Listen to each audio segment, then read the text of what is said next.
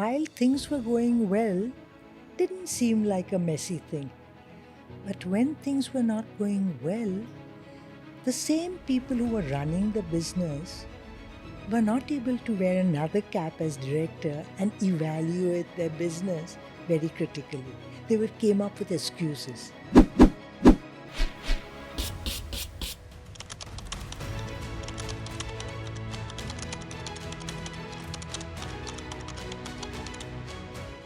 Giving your time for the podcast today. Really, really appreciate it. And Meher, Thank you. congratulations on the EY Entrepreneur of the Year award as well on Thank you for manufacturing. Yeah, manufacturing. Yes. thank you. Thank you. Yeah. Thank you. Anu, let me start with you. You took over the chairmanship in 1996.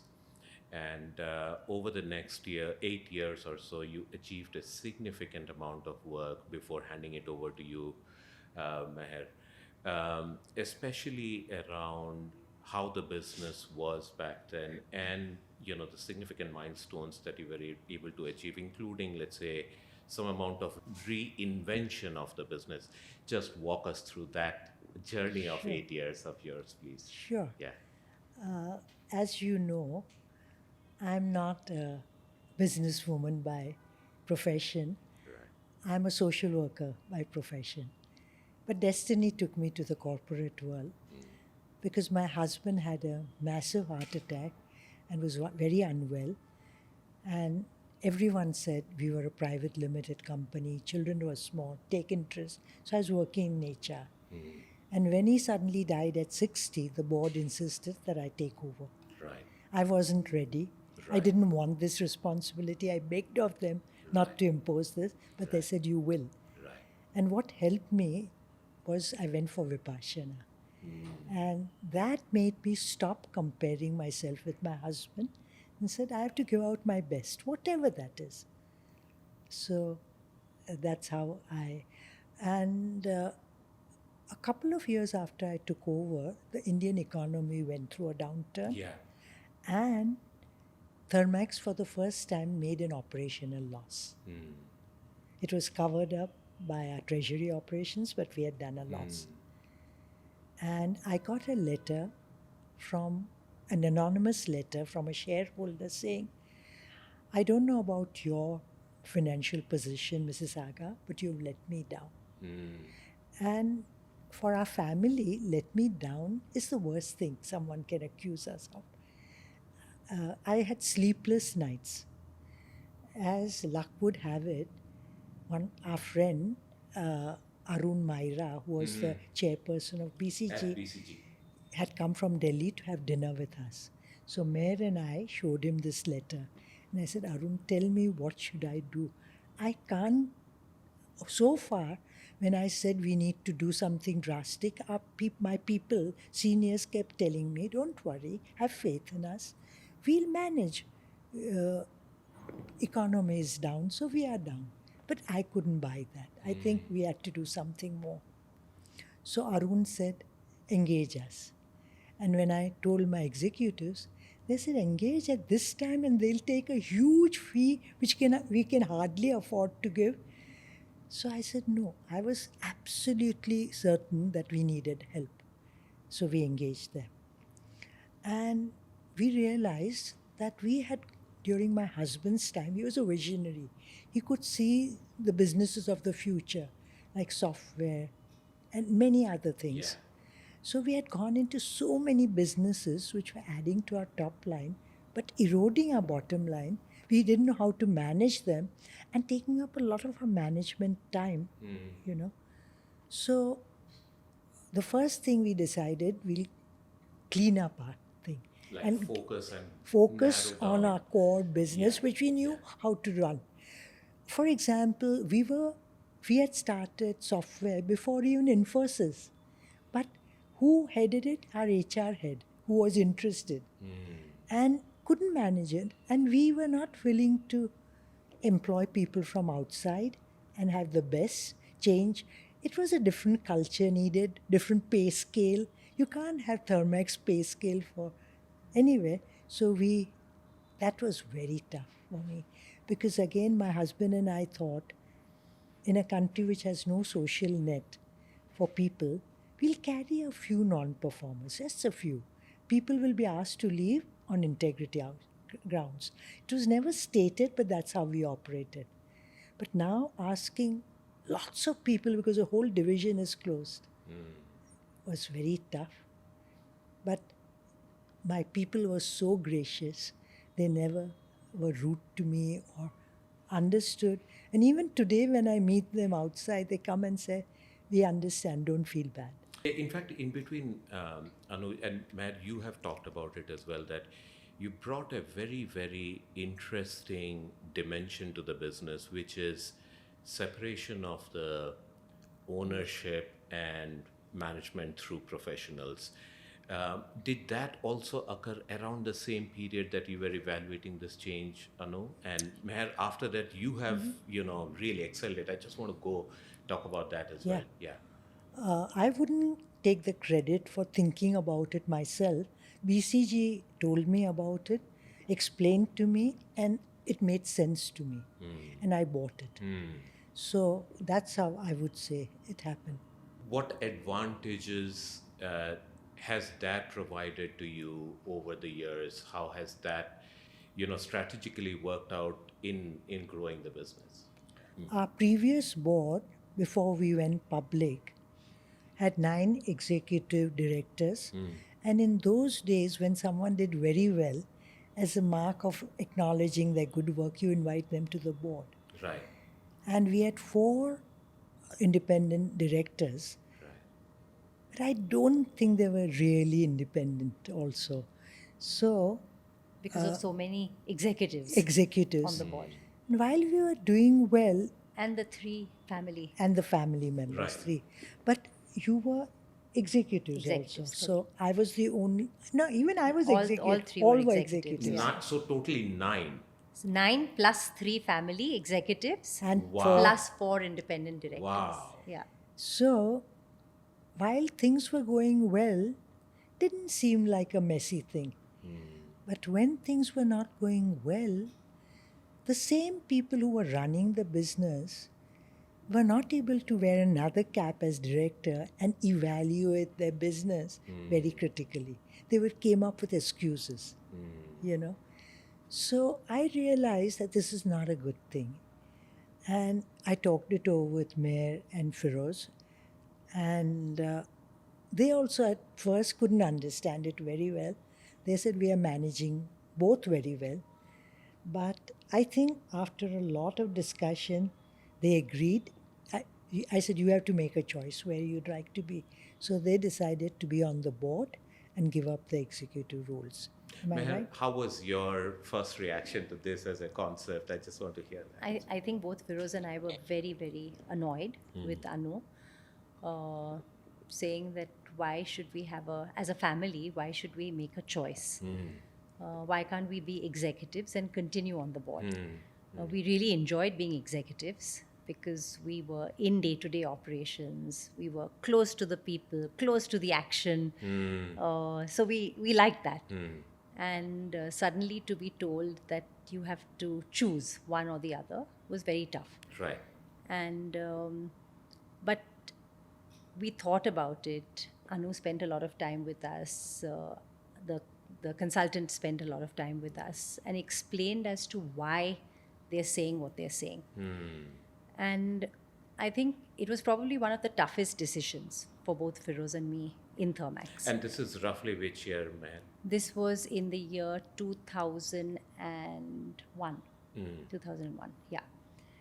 And we had been executives for nearly 11 years, Right. 10, 11 right. years. Right. And we enjoyed it. So it was tough, but if we had to, but very soon, and if I had to look back, I think it's probably the best decision that we made as a family. For the simple reason that I think at the time, both Firoz and I are very, very passionate about Thermax. We love the company, we love our people, we love what we do, we love the purpose for which we exist. But at the same time, we have many other interests. Right. And I think that the world is changing so quickly that are we the best people to be at the helm of the organization and run it on a day-to-day basis? Probably not. And we have all our eggs in this one basket. Right. So if we have all our eggs in this one basket, you want the best person Right. to run the business. Right. And also the best, in many ways, I feel changes with the life cycle of a company. Right. So, so anyway, at that time, we felt the best person to run the business was someone from within. Right. And so we chose him to take over as the MD of the company. And he was with us till he retired. Yeah. We had 9 executive directors, Right. and we decided to reconstitute the entire board. Right. And as far as I think, this was the first time in India a company had completely disbanded the previous board and reconstitute the entire. So asking each of these executives who had given years of service to Thermax, who had been so loyal and good with Thermax, to step down was very tough. Very difficult. But not one of them left us. They may not have understood or liked what I said, but they were willing to. So we had to take outsiders, and except one, everyone I handpicked. I didn't go through a consulting company or anyone, and they were just. Was there a particular structure you had in mind? Was there a thought you had in mind when you were, let's say, identifying somebody? I'm just curious. I think the honesty, to be open, not shy away, whether we were family or owners, they made no difference. They could say, this is wrong, Anu, don't do it. So really give us sound advice whenever required. So I think we had outstanding board Leaders members. who joined Board the members. Yeah. So sorry, then you wanted to ask, but I just thought this was a very difficult. Yeah. And even Asking- the 4 independent directors Yeah. stepped down. Yeah. Yeah. 4 independent directors stepped down. Yeah. So I think it was really a tough decision that Anu had to take. And speaking to each one individually Yeah. to explain why we're doing this, and it's in the larger interest of the organization. Right. And I have to say, everyone understood and were very, very gracious. Yeah.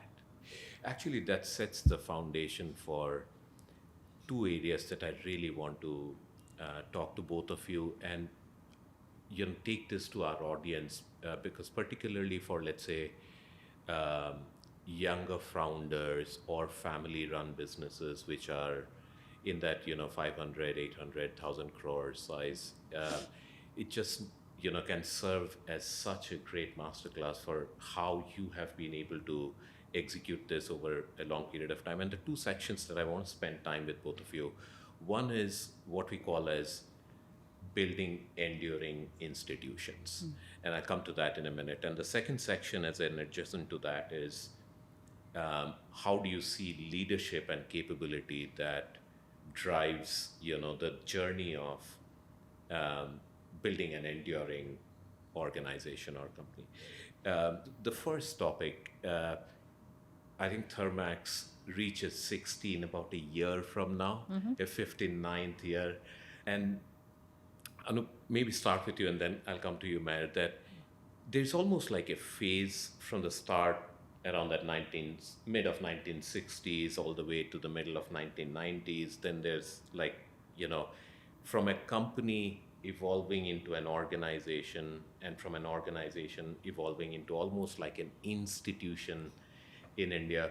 When you look back at this journey, what do you think are important parameters that enable, like composition of an institution that we come to admire? And just like a large horizon of time. Yeah. I would say we are talking of people and people management. I mean, an institution without the right people and values and governance, these go together. So I think we've always in Thermax developed and invested in people. My husband used to say they have to be entrepreneurs. My father, my husband, or I were engineers, but we ran a successful business because of our people. They were so good. And my husband let them come up with ideas and run with it, make some mistakes. For example, there was one gentleman who came up with the idea of absorption chiller from Japan. And it was a new thing, completely new thing. And we did very well till we became too smart and made changes without checking with our collaborator and made mistakes. So that was a bad phase. But entrepreneurs, he didn't say you can't do that. He allowed mistakes to happen up to a point. So that was something. And I think values. I think that without that, how do you build people? They have to first look up to a company where they're working, which makes things which make sense to them. And my father, in his letter to his employees, everyone who joined got a letter from him, and in that he said, we will manufacture items which are essential to the growth of India and not say cigarettes. He didn't say it, or liquor or weapons, but that was in between when I was the chairperson, there was a talk about going into defense. And we said, no, we will not. Not directly, like in marine, and what do we give? We could do fuel cells for Yeah. submarines. So that is different, but not manufacture weapons or anything. Another thing, in India, we all grumble about corruption, but we keep adding to it. So that was one thing I said, absolutely not accepted. And we meant it. Not that it was completely wiped out, because down the line we don't know what's happening, and people don't come and tell you quite late, some of them. Yeah. But as soon as we know whether the person is at the top or wherever, he will not be allowed. So governance was very important. Another thing, safety of our people.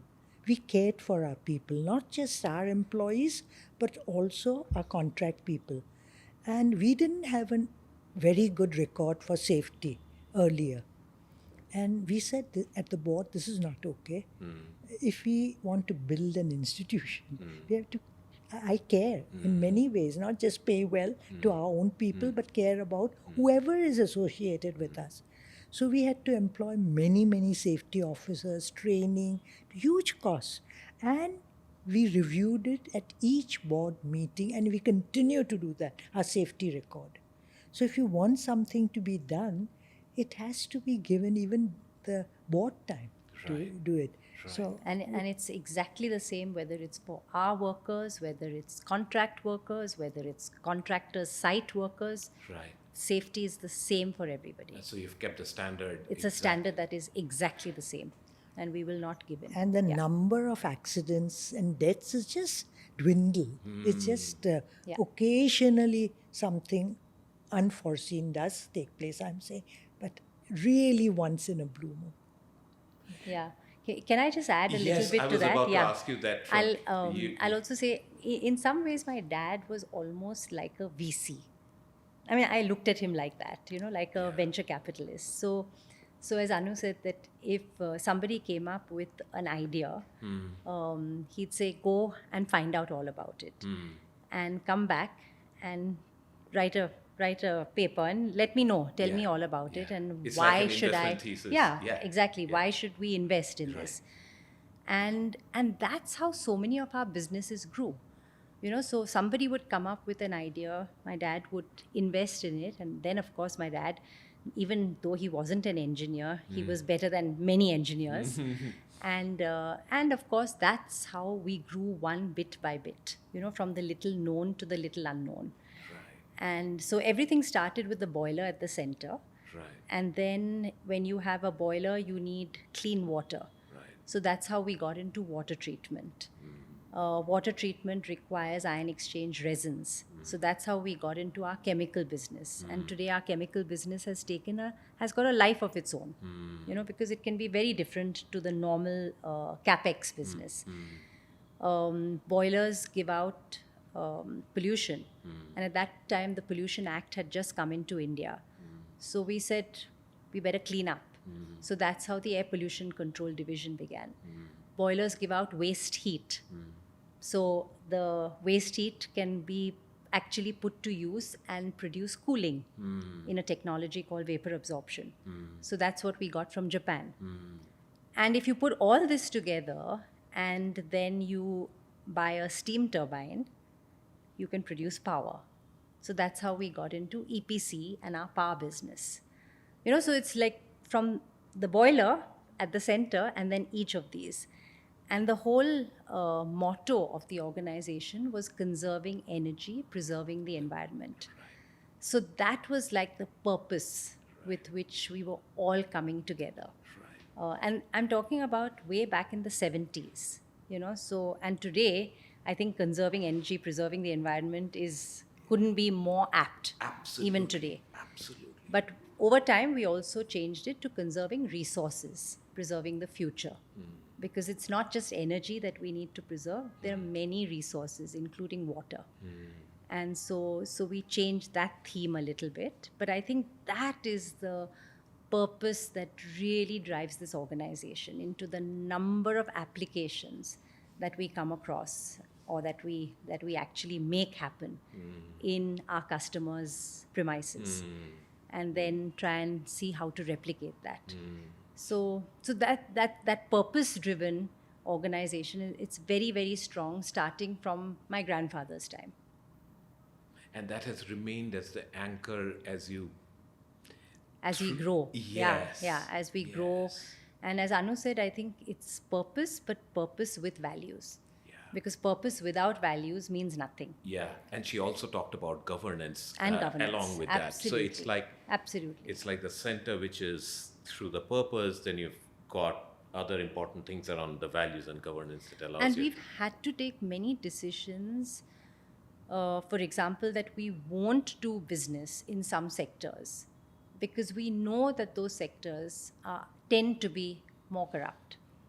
So we'd rather not have that top line, even though it's very remunerative and we could make a lot of money, but we've decided to stay away from that. Interesting. So I think in many ways values determines the direction of a business. Right. And helps you to take the right decision Right. when you come to crossroads. So 50% of our dividend goes towards philanthropy. So I like that interest, that gives me excitement and joy. Yeah, and I'm just curious that maybe portions of that, for sure, finds its way into the three things that you talked about that has allowed you to move from just a company to an institution, which is what impact does it have on the sense of purpose that you have as a company? What does it do to the values that has remained so strong for you over these decades? And then I think it definitely impacts brilliantly to drive governance in all of the three areas that. People, investment in people, even when we were small. Yeah. My husband got a scholarship from IIM Ahmedabad to study at Harvard for the 3-month or 4-month program. Right. PMD? PMD. Okay, yeah. At that time when we could never dream of spending that kind of money, and then he's going. And he said to himself that I found it so helpful when I can afford. So 9 people were sent since then, without any bond, without anything that you can't leave us. Leave us if you want. But that's the investment in people. and so training was a very important part of our people management, because innovative ideas like team building from HR, many often one division doesn't get along, or one department. How do you bring people closer? Right. So I think With a lot of fun. lot of Yeah. fun. Fun, yeah. Mayor was a trainee engineer, And at that time, we had a wonderful boss, my boss, Mr. Prasad Kumar, and we did residential 2-day program, and we challenged them to go and earn 10 rupees. And they thought, such an easy thing, what is that? But don't say you're from Thermex or anything, just use your wits and do it. They found out how difficult it is. It's not easy. So brought them down to mother, little humility. So I think our training was very well known in India at that time, not today. Absolutely. Yeah. No, you've known even today for sure. Matt, just one other thing on that journey, especially, and I'll link it to the next section that I want to spend a little bit of time on, which is building capability at scale. As you see the journey ahead, and the institution and that journey moving forward, with so much change in the competencies that's required, the capabilities that are required, the globalization that has brought the whole things so close, change has become so much quicker. So as an institution, when you think about the next decade or the next couple of decades, what do you spend time? What keeps you awake, Meher, as the chairperson? I think the most important thing is attracting and retaining talent. It's really, really important for us. And once we've attracted that talent, how do we strengthen and nurture values that we have, as well as the culture that we want to build? I also think it's. I think any business is, especially a business like ours, is all about people. Yeah. Really, any business. Yeah, take any I mean, business. I think today also with technology, with AI, with digitization, all that coming in, how do we use people in the most effective manner? In the most productive manner, so that technology and people in some way go hand in hand. So how does technology enable the best out of people? So how do we bring that balance is something that we keep thinking about. What keeps me up at night? I think customer complaints. if we do get customer complaints, which we do, as Anu said, letting down anyone is not something that any of us like to hear. And we really internalize it and say, where have we gone wrong? And first of all, how do we find and fix it? But then, where the hell did we go wrong, and what was the root cause? And how do we try and eliminate that root cause? So that's something that You end up spending. I think we are quite a conservative family. I don't like debt too much. What do you not like? Not too Debt. much of it. Debt. Debt. I don't like borrowing. I think it's maybe down from the family. It comes. And so May and so I'm not so risk averse. You're more risk yeah, I'm more risk averse. She's You're far right. more risk I'm more averse. risk averse. You're I'm right. not risk yeah. averse. But I don't particularly like borrowing. Borrowing. I don't mind putting our own money in. Right. Yeah, and so therefore, if there are businesses that require a huge amount of borrowing, and they are unable to be as efficient as they're supposed to be, Right. that bothers me. In terms of, oops, will we be able to pay back that money? So I never want to be in a situation where we can't pay back the money. So I think very, very capital intensive businesses is something that I shy a little bit away from. You weigh the risk of. Yeah. And having said that, if there is money to be put into expanding our production facilities, making them much better than they are, more efficient than they are, if it's anything to do with what we already do and a little more of, maybe that's the little risk averse part of it. Yeah. I'm absolutely fine with it. Yeah. And in some ways, I like it because we have an MD Yeah. who has a much higher threshold for risk Right. than we as a family.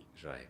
And so it's a nice, healthy tension where he needs to convince us. And so we spend hours sometimes in terms of, okay, you need to really convince us that we need to do this. And, but I think it's a good thing. Yeah. Because otherwise we wouldn't be pushed Yeah. as much. Yeah. And you know? Meher, I think I'm just connecting the dots that it goes back to the earlier point that we were spending time on. That slight separation between the ownership and management, right. and then getting the right leader to think about these slightly more aggressively, yet have enough check and balance or the safety net before you jump in. Is a Absolutely. beautiful structure that allows you to sustain this in a And in a I nice think, balanced yeah, way. and I think it's very easy to say separate ownership from management. Yeah. But in reality, it's Very damn tough. Yeah. And Go slightly deeper, Meher. on no, that. in the sense that I think it requires a lot of empowerment to be given to a professional, a non-family professional, a lot of freedom to operate, a lot of trust building between both. I mean, us with them and them with us, both ways. I mean, the trust has to be both ways. In a way, freedom to make mistakes, which is, if we were in that place, we would make mistakes. So why not him or her? The same thing. So the same thing applies. Yeah. Being very open and honest and having a lot of communication and conversations. I think that's really, really important. Not reading between the lines, because both of us, as in management and ownership, are on the same page. We want the best out of this institution called Thermax. And trusting each other in that And process. trusting each other not to be, I mean, if I, for example, which I sometimes do, I'll go down the line and I'll maybe give an instruction down the line. Yeah. Now, I don't think that's really fair to the MD Yeah. to give an instruction. Having said that, I tell him, if I do that, I'll come and tell you. Yeah. Yeah. You know, so that we're both on the same page. Sometimes, of course, I do forget. And so he gives me a little rap, which is okay too. Yeah, so I think it's okay for him to give feedback to us, for us to give feedback. I think the same, it should be a very open relationship, because ultimately we are all on the same page, or we need to be on the same page for the betterment of this organization. Yeah. This is actually quite rare.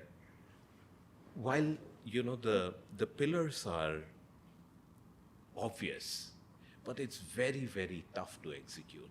You talked about empowerment, freedom, trust that's required of both sides. You talked about very, very open lines of communication, and then very interestingly and importantly, freedom to make mistakes, and almost the same yardsticks that applies to the family must apply to the professional management team as well. While they are very obvious, they're extremely difficult to do, isn't it? It is. It's not easy. Yeah. But I think we've learned from Anu in many ways. You know, when Anu was 61, she decided that she needed to retire. She continued, because the age for retirement in an executive position, of course at that time was non-executive, is 60. So she said the same rule should apply to the family. She retired from the board at 75 because everyone in the board has to retire at 75, whether you're family or whether you're non-family. And so she applies, and she's in a way taught us that the same rules, of course we have several, let's say we have many, many more privileges, of course.